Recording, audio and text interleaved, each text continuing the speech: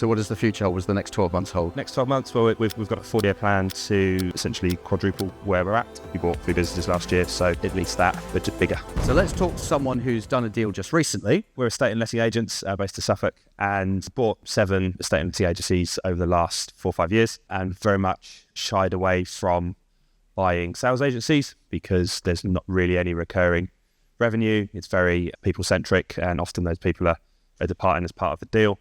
So we've never really got stuck into those. Signed up to the deal makers in January and get some letters out and getting some bits and pieces happening. But one of the businesses we bought 2 years ago, we only bought sort of 3/4 of it. We bought the sales and lettings operation in one location and just the lettings in a second.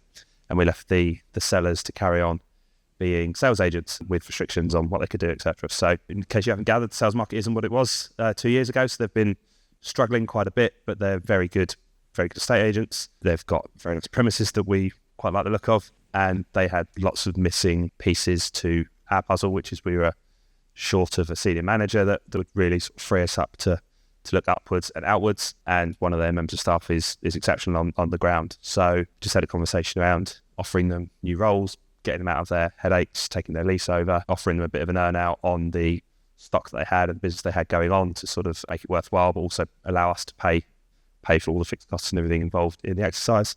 And that went through 2 weeks ago yesterday. So Congratulations. Very good. yeah, and the 2 guys that we had in have hit the ground running. George is going less grey by the second as we're getting more help. And yeah, it's just freed us up to solve a long-standing, probably year-long problem we've had trying to find the right person. I mean, George is our operations director and he came with an acquisition. He wasn't the operations director at the time, but that was 2 years ago. And yeah, we've grown massively since then. So yeah, trying to find good people who often are very risky to hire in. Yeah, if you go in eyes open to who you're inheriting, some of them will be awful, but there are some gems to find. You're watching this video because you've got some level of interest in buying a business. That's great. Let's get you started. I've got something brand new. It's free of charge. It's called the Business Buying Toolkit, and there's a link to get it in the video description below. So let's talk about the negotiation. So how did you talk about price and value?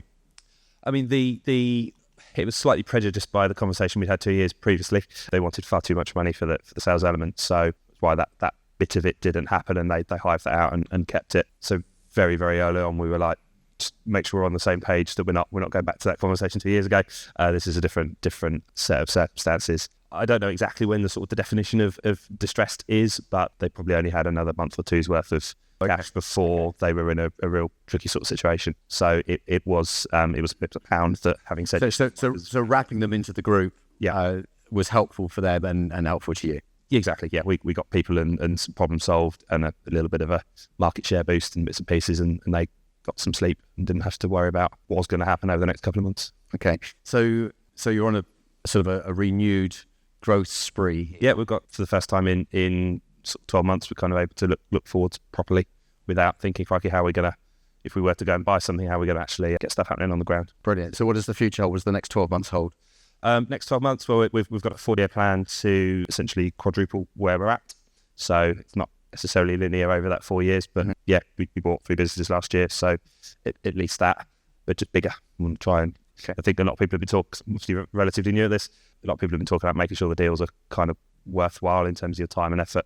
And that's really the focus. I'm interrupting this video to tell you about my most amazing lawyer. His name is John Andrews. You need an outstanding lawyer to get your deal done, so why don't you use mine? His details are on the screen. When you reach heads of terms, send him a message and he'll be able to help you get the deal done. I'm curious. So you bought businesses before we met. I think you saw me speak at a conference, didn't you? So why are you here? Because there's businesses that I've looked at that I've not didn't understand how to buy, and then so obviously saw it at the conference and started watching videos and getting stuck in, and various different things came up, and I was like, yep, if I'd have known that a year ago or 2 years ago, I'd have been able to progress that deal a bit, and just listening to... So you're upskilling essentially, and just listening to the mistakes that people have made and think, yeah, done that one, so if I can avoid making mistakes going forward. You learn more from the mistakes than you do from the successes, okay?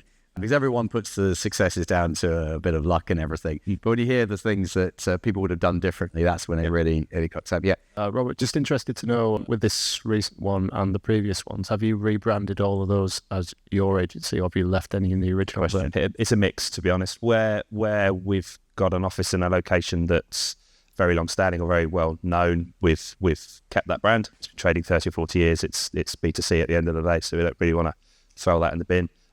Where we've then done bolt-ons in that location, the more dominant brands prevailed, but we are different brands in different locations. And sometimes that's actually a lot of what you're buying. You're buying that local reputation, and if you rip the signage off the top of the shop front and you put your own sign on, that you don't get that continuity of commitment and goodwill. Absolutely. We get people come in and say, "Well, I bought a house from you 15 years ago before I even was in the industry," and you can't replicate that for 15 years, and who wants to wait 15 years for that to start coming back around again? So yeah, if it works, don't break it.